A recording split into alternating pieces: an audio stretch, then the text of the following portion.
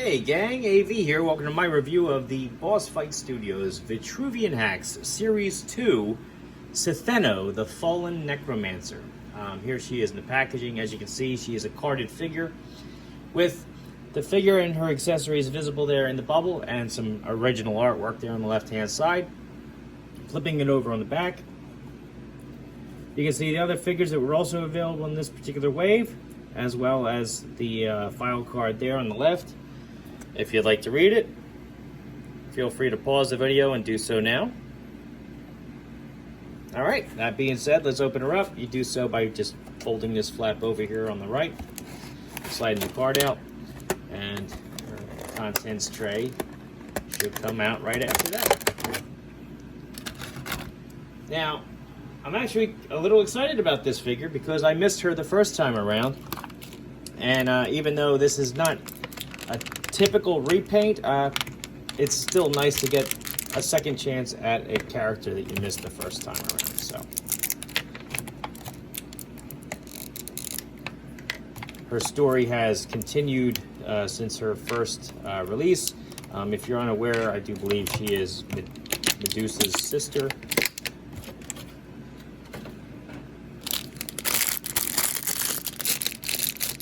Now, collector friendly, but this is in a bag. Actually, you know what? I'm not even going to cut it open. It's the typical Boss Fight Studio base that we always get. It's in the shape of the Boss Fight Studio logo, Boss Fight Studio in raised letters, 2-foot pegs, copyright 2020 on the other side. I'm not even going to waste my time cutting it open. So anyway, let's have a look at her accessories. She comes with this wand, scepter type deal, with a nice broken snake head on the top there.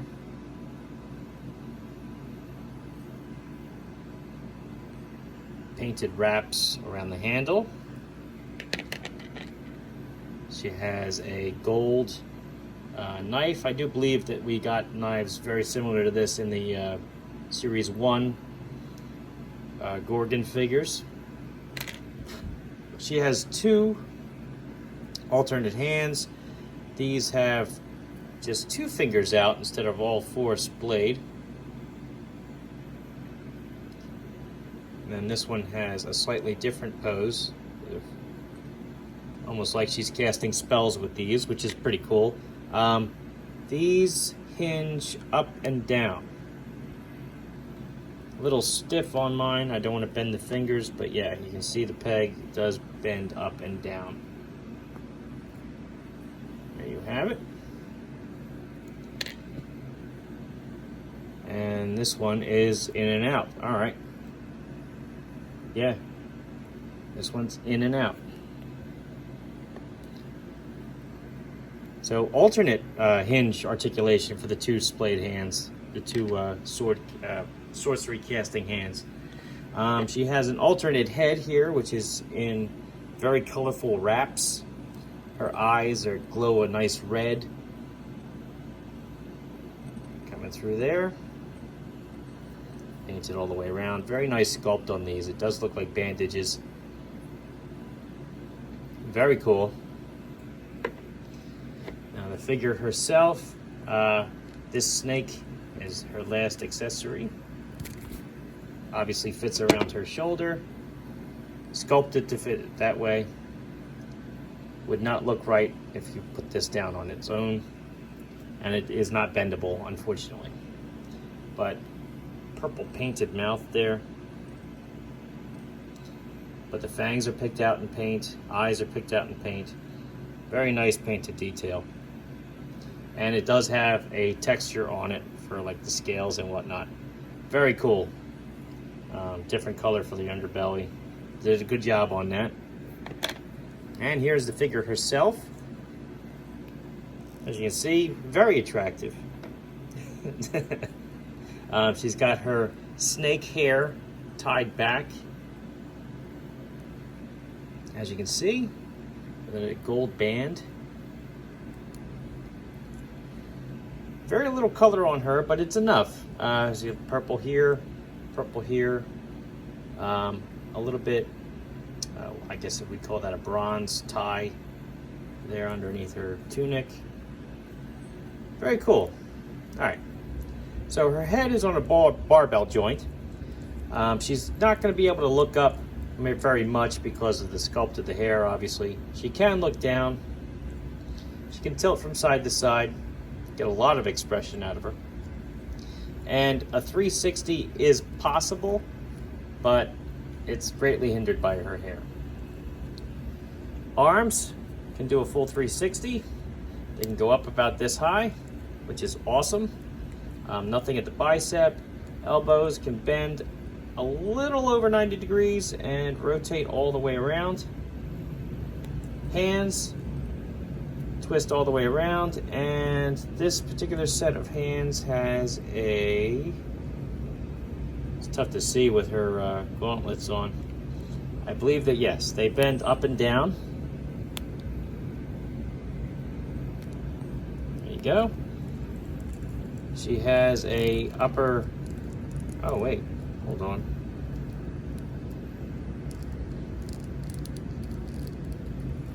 Give me 1 second here, gang.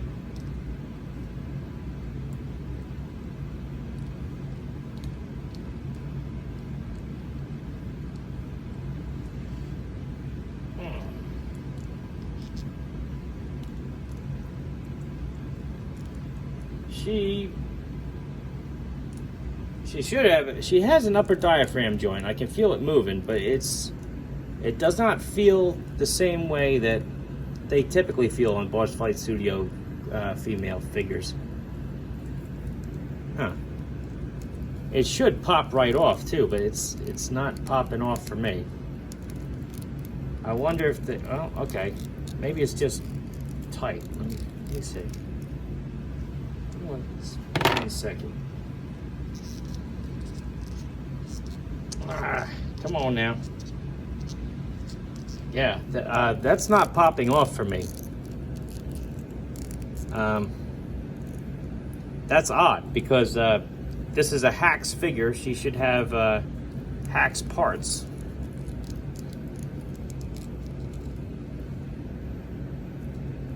But I can't take her chest apart. Huh. And I'm giving that some strength too. That's not going. All right, so she does have a upper diaphragm joint. Is that a ratchet? Or is that the plastic? I think that's a ratchet joint up there. Okay. Yeah, all right. So she has a lot of range of motion up there, but that does not want to come apart. She also has a twist there as well. She has a twist at the abdomen. You can see the slit for that. Legs appear to have the, well, the upper legs at least, appear to have the Hero Hax construction with the upper thigh cut, but kick up about that high. She has the upper thigh cut, so she can rotate her legs all the way around. Kick her heels back about that far, which is excellent with the double jointed knee. Point her toes down all the way. Point her toes up very far, and she's got a rocker joint. Yeah, I'm perplexed with this diaphragm joint here. I mean, great range of motion there, but that should pop off, and it's not popping off for me. I'm not. It must be a new design. Let me get her head back on. Let's put this one on. There we go. Let's get her standing. We'll do some size comparison now.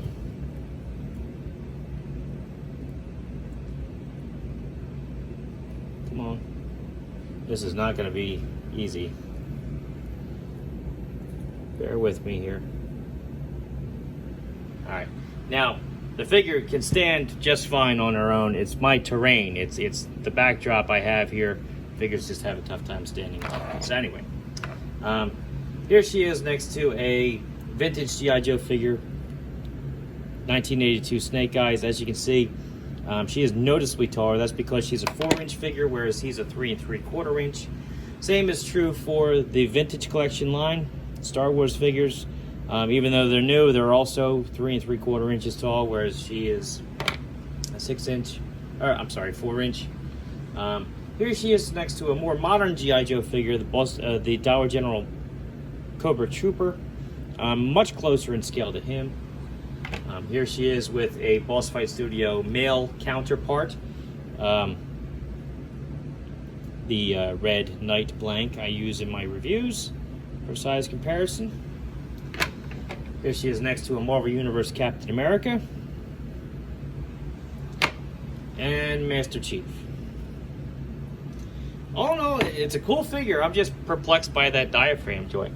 I mean, the articulation is excellent right there. It was a little stiff when I got it out of the packaging, but obviously it works just fine. I cannot separate that joint. It should just be a barbell. I should be able to just pop it open. I was able to do that with the Knight figures that I've reviewed so far from this wave. So I'm just at a loss. I'm not sure what I'm dealing with here. I can't see the joint itself because of her outfit, so I don't know. But all in all, it's a cool figure. I really don't have any complaints. I think she got added articulation. I think she looks pretty cool. She's what I was expecting when I ordered her, and I'm happy. If you're interested, bear in mind that I pre-ordered this like a year and a half ago. So Boss Fight Studio likes to fulfill their pre-orders before the stuff actually shows up in their online store. If you give it a little bit of time, she should show up. Hopefully by the time you see this video, she'll be available. If not, just wait. She'll be along very shortly. That being said, if you like this video, check out my channel where you'll see a whole bunch of other 1/18 scale content, figures, vehicles, accessories from all different types of toy lines and from all different types of manufacturers. I also do comic book videos as well. Can you just stand up for another 30 seconds? Come on. Come on. If you like what you see there, then please subscribe. As always, thanks for watching.